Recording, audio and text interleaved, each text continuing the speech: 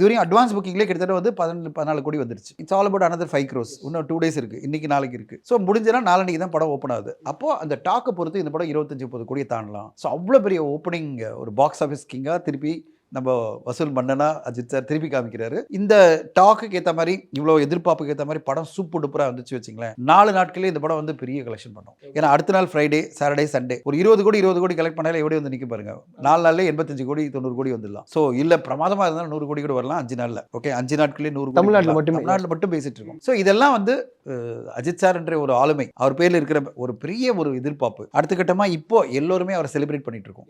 ஒரு காரணம் வந்து அவருடைய அந்த ரேசிங்கில், அஜித்குமார் ரேசிங்கில் பெரிய லெவலில் இந்தியாவுக்கு பேர் வாங்கி கொடுத்தாரு. அது பிறகு ஒரு நல்ல ரெக்கக்னிஷனாக அவருக்கு பத்மபூஷன் கிடச்சிருக்கு. இது எல்லாமே இப்போ வந்து டாக் ஆஃப் த கண்ட்ரின்னா அஜித் சார் ஒரு மிகப்பெரிய இதுவாக பேசிட்டு இருக்காங்க. இப்போ அரசியலில் வந்து பரபரப்பை வந்து விஜய் சார் கிரியேட் பண்ணிட்டு இருக்காருன்னா, சினிமாவில் வந்து அஜித் சார் பரபரப்பை கிரியேட் பண்ணிட்டு இருக்காரு. நல்ல விஷயமா நடந்துட்டு இருக்கு.